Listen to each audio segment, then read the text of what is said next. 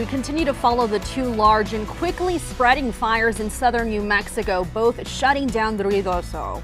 Thousands forced to evacuate and leave everything behind as hundreds of structures have been burned.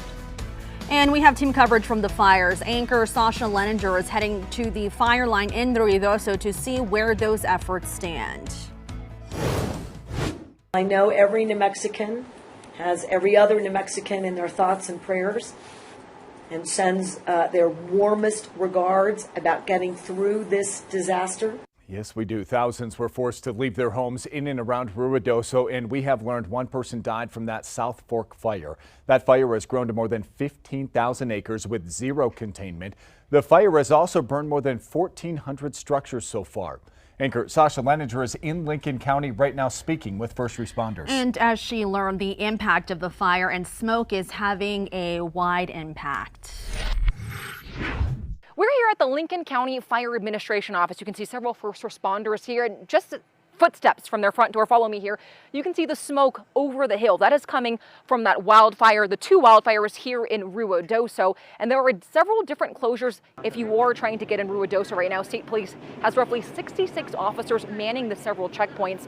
They include US 70 and the Travel Center, State Route 220 and New Mexico 48, Meacham and White Mountain, State Road 220 and Airport, US 70 and US 380, US 70 and 244, and there was also a command post in Ruidoso for all of these officers. And here in just a few minutes, we're going to take a bus along with first responders to get a first up and close look at the flames and the damage within Ruidoso. We'll bring those to you coming up at 4.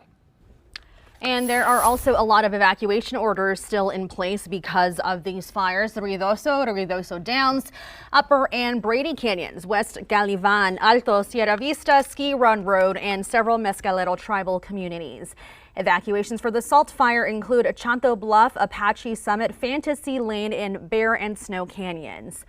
There are also several shelters set up in Roswell. We have a list on our website. If you have a large animal or campers, head to the Eastern New Mexico or Lee County Fairgrounds. Pets can also be taken to the Humane Society of Lincoln County for emergency boarding. New Mexicans are coming together to stand and support Ruidoso. Fire crews from across the state are being sent to help the village of Ruidoso, including crews from Alamogordo. We spoke with the mayor.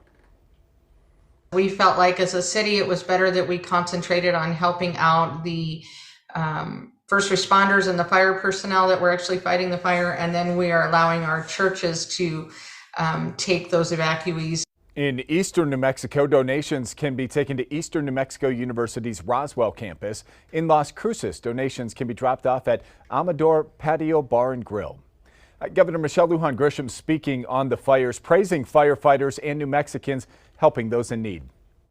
The men and women who put their lives on the line, including state police, firefighters, the Guard, men and women and their families are doing amazing work. And the number of New Mexicans who on their own are helping with livestock and resources and are offering up their own homes for shelter shows me once again the generosity and the compassion of the people in this state.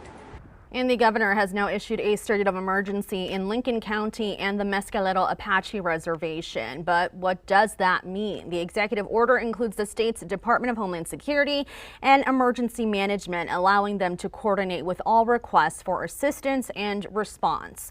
The deployment of the National Guard can also now provide military support as needed during the emergency. The state has set up a hotline for those needing help finding shelter and how to donate as well. The number is on your screen there. It's 833 NM Fire 6.